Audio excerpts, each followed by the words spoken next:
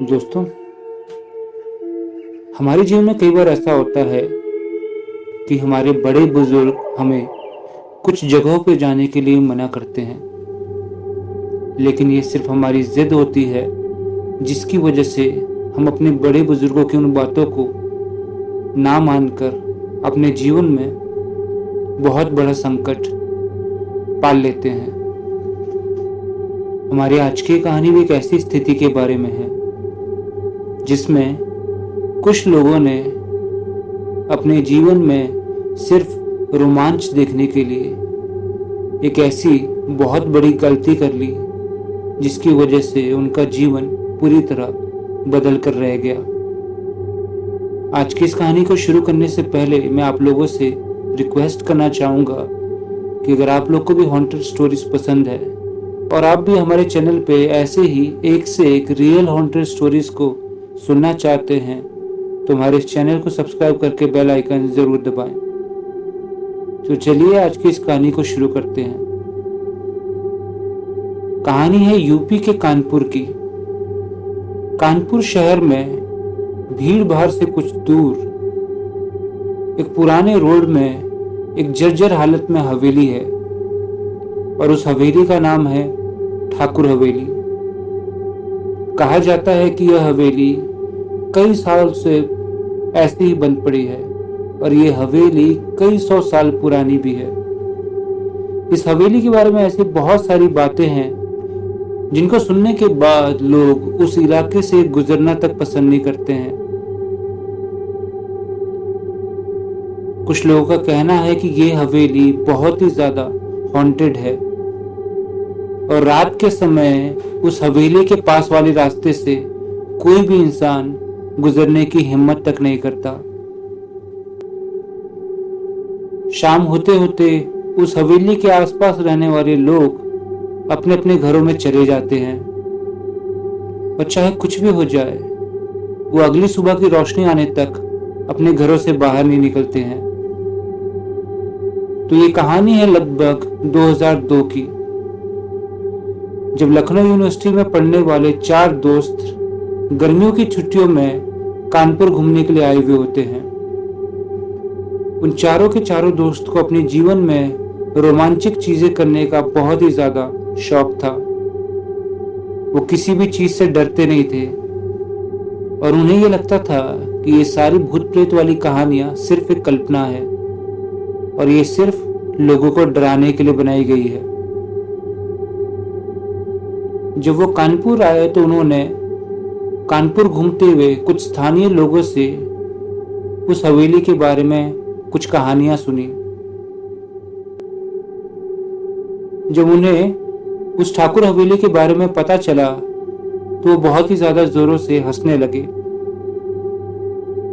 वो सभी के सभी युवा जोश में थे और उसी जोश के चलते उन्होंने तय किया कि वो एक रात को उस हवेली में जाएंगे और वहां पे पूरी रात बिताकर ये साबित कर देंगे कि वो सारी की सारी कहानियां सिर्फ एक अफवाह है और इसी के चलते वो उन सारी चीजों को झूठा साबित कर लेंगे।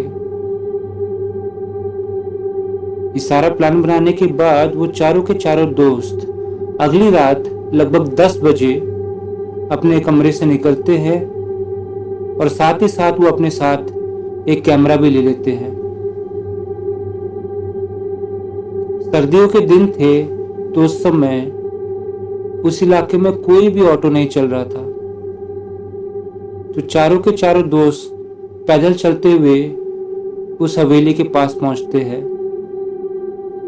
जैसे वो उस हवेली के पास पहुंचते हैं तो उन्हें महसूस होता है कि हवेली के चारों तरफ हर जगह अजीब सी एक बदबू है और पूरा इलाका बिल्कुल सुनसान पड़ा हुआ है।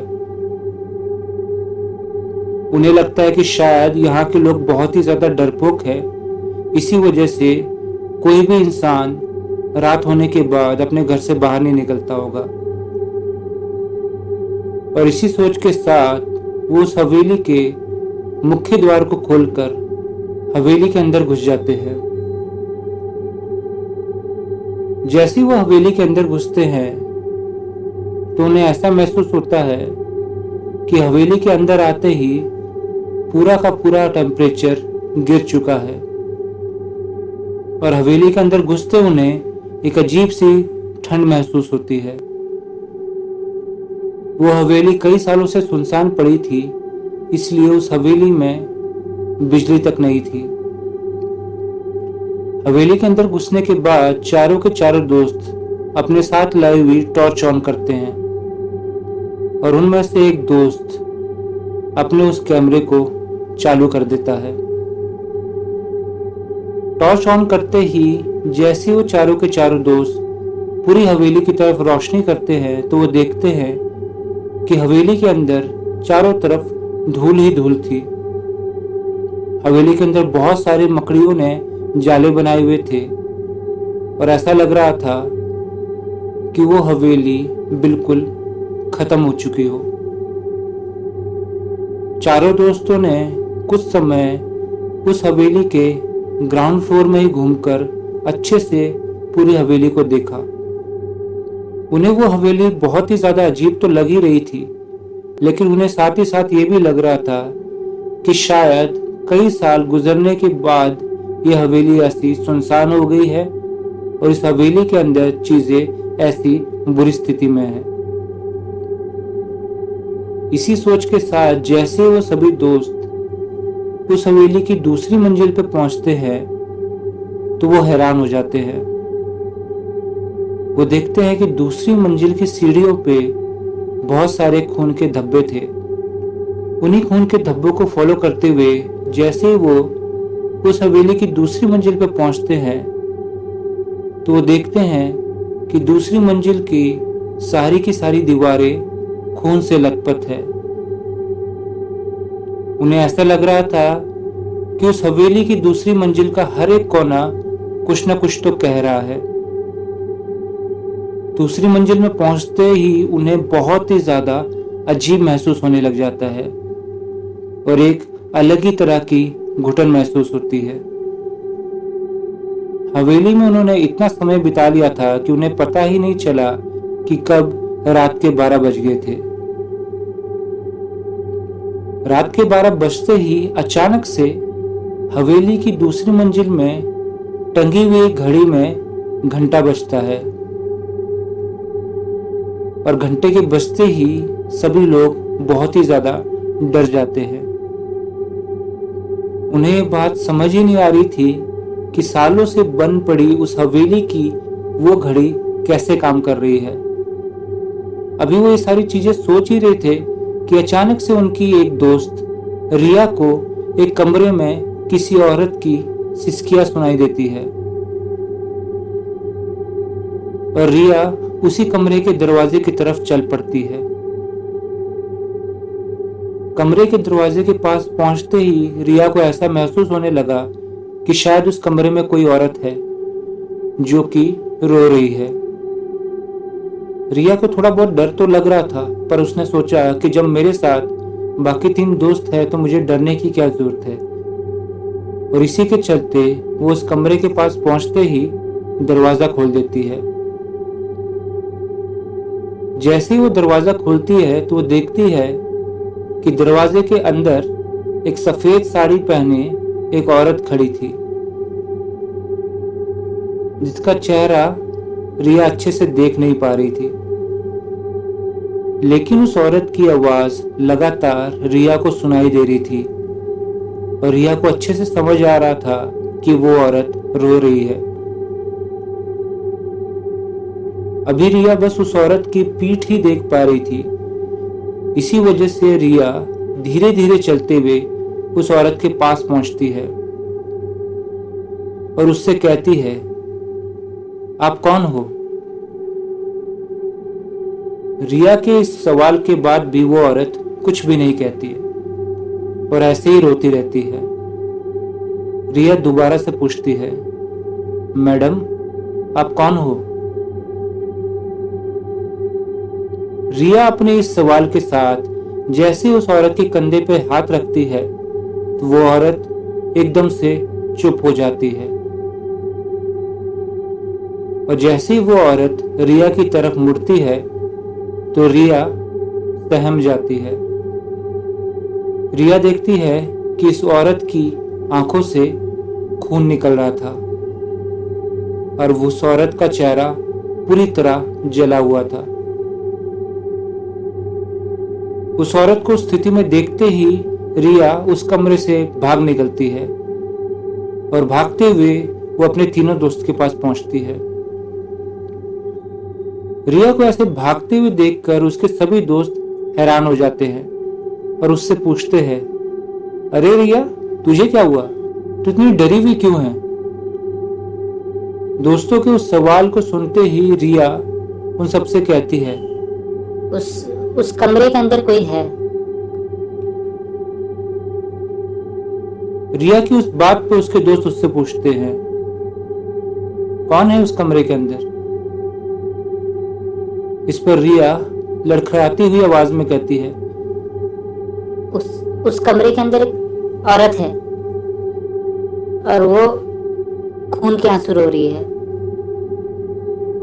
रिया की बात सुनते ही वो तीनों के तीनों दोस्त हंसने लग जाते हैं और रिया से कहते हैं, खून के आंसू? पागल है क्या तू? अपने दोस्तों को ऐसे हंसता हुआ देखकर रिया उनसे कहती है, मैं मजाक नहीं कर रही हूँ, उस कमरे के अंदर कोई है। जब रिया के दोस्त उसे उस डरी हुई हालत में अच्छे से देखते हैं तो उन्हें लगता है कि शायद रिया की बात में दम तो होगा ही, तभी वो इतना डरी हुई है। इसी सोच के साथ जैसे ही उसके तीनों के तीनों दोस्त रिया के साथ उस कमरे की तरफ जाने लगते हैं तो एकाएक उस कमरे का दरवाजा खुद ब खुद बंद हो जाता है। दरवाजे के एकदम से बंद होते ही रिया के सभी दोस्त डर जाते हैं।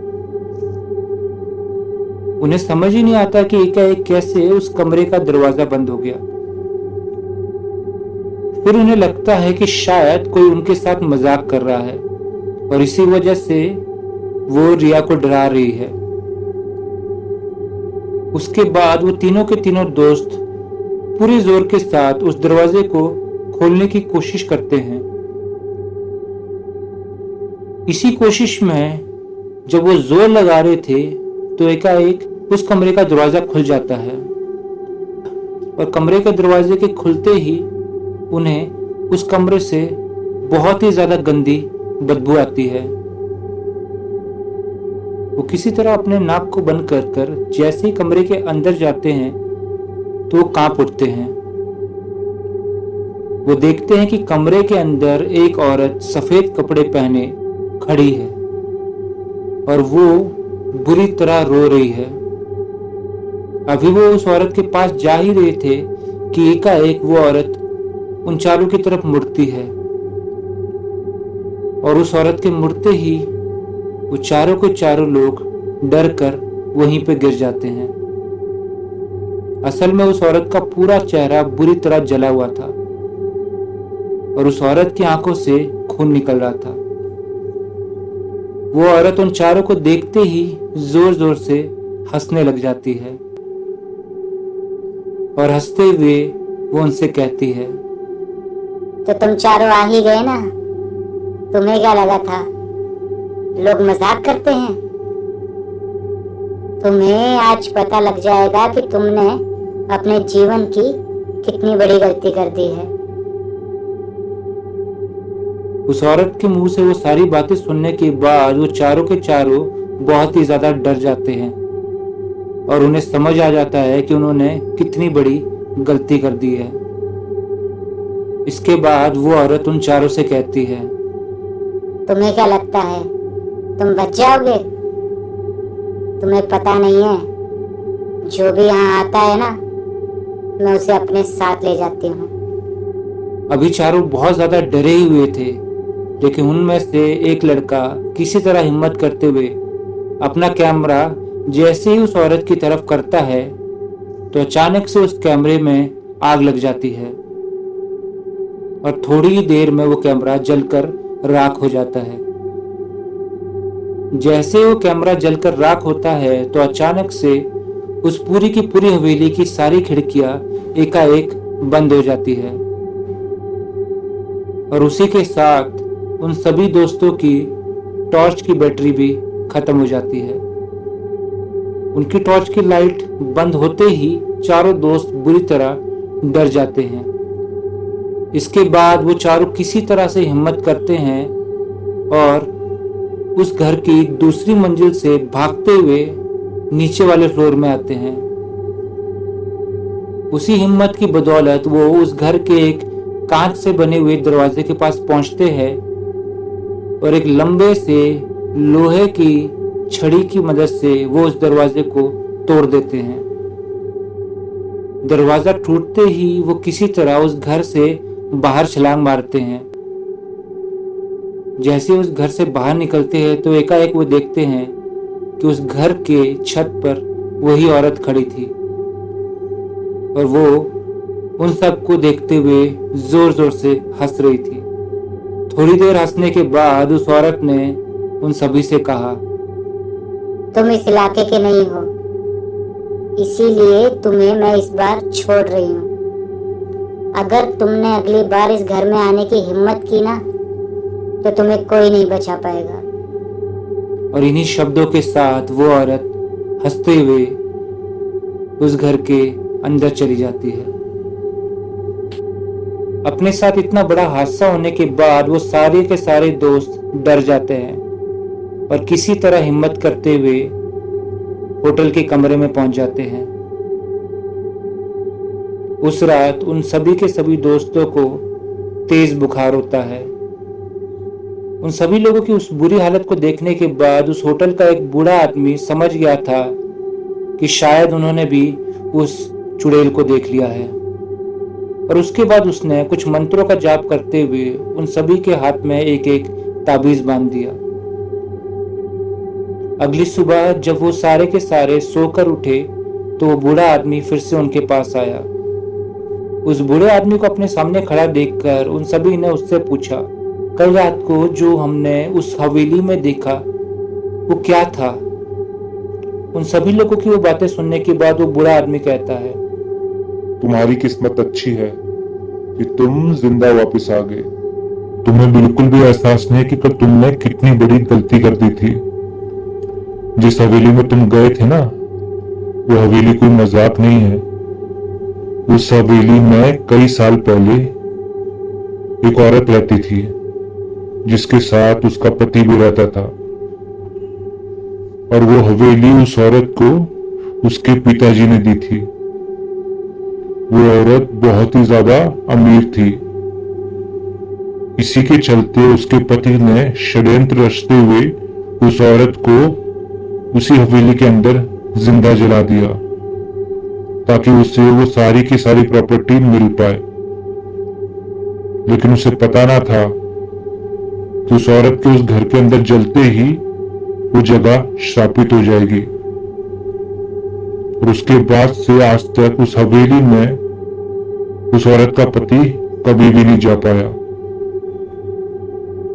आज भी उस औरत की आत्मा उस हवेली में भटकती रहती है और अगर कोई आसपास का रहने वाला इंसान गलती से भी उस हवेली में जाता है ना तो कभी वो मुड़कर वापस नहीं आ पाता। तुम्हारी किस्मत अच्छी है कि तुम सब जिंदा वापस आ गए। उस बूढ़े आदमी की वो सारी बातें सुनने के बाद वो चारों के चारों लोग बुरी तरह सहम जाते हैं और मन ही मन में वो भगवान का धन्यवाद भी करते हैं। दोस्तों, आज की इस कहानी से आपको समझ आ ही गया होगा कि कैसे कई बार हम लोग अपने जीवन में कुछ अदृश्य शक्तियों को मजाक के रूप में ले लेते हैं और उसी के चलते हम लोग अपने जीवन में कई बार बहुत बड़ी मुसीबत से जूझ जाते हैं। तो उम्मीद करता हूँ आज की कहानी आप लोग को अच्छी लगी होगी। अगर आपको आज की कहानी अच्छी लगी तो हमारी इस वीडियो को लाइक करते हुए अपने कमेंट्स जरूर शेयर करें। साथ ही साथ अगर आपको हमारी वीडियो अच्छी लगी है तो हमारे इस चैनल को सब्सक्राइब करते हुए बेल आइकन जरूर दबाएं ताकि आगे आने वाली कहानियों को भी आप ऐसे ही सुन पाएं। तब तक के लिए मिलते हैं किसी और रात एक नई कहानी के साथ।